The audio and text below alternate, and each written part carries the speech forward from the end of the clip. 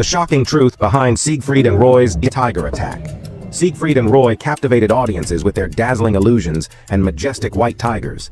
Their Las Vegas performances were legendary, drawing millions to witness their seamless blend of magic and exotic animals. But on October 3, 2003, their career came to a sudden and shocking halt.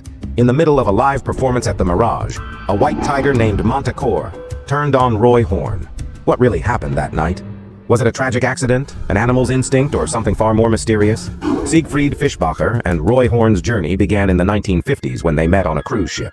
A shared passion for magic and exotic animals led them to push the boundaries of entertainment, eventually landing a record-breaking contract worth $57 million per year.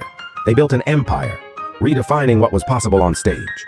Their deep connection with animals mesmerized the world, but behind the scenes, questions remained. How safe was their act? And was it ever truly possible to tame a wild animal? On the night of the attack, everything seemed to be going as planned. Roy introduced Montecore, a 7-year-old white tiger, just as he had done countless times before. Then something went horribly wrong. Witnesses recall Roy stumbling slightly, and in an instant, Montecore clamped his powerful jaws around Roy's neck, dragging him across the stage. At first, the audience thought it was part of the act. Then came the screams. Roy was bleeding profusely, his windpipe crushed, fighting for his life. The show, and their decades-long legacy, ended in that moment.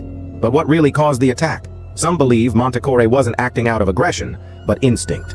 Roy himself insisted that the tiger was trying to protect him. He claimed he had suffered a stroke on stage, and Montecore, sensing something was wrong, attempted to carry him to safety like a cub. Others aren't so sure. Experts argue that wild animals, no matter how well trained, will always act on their primal instincts. Could it have been a simple miscommunication? An unpredictable moment where human control failed? Or was it something more? There are those who suggest the full truth was never revealed. The Mirage and Siegfried and Roy had a massive empire to protect. Would they admit if something had gone wrong with their training methods? Was there a cover-up to prevent lawsuits, to protect their careers, or to shield the truth from the public eye? Theories swirled, but the real story may never be fully known. Despite the tragedy, Siegfried and Roy remained devoted to their animals.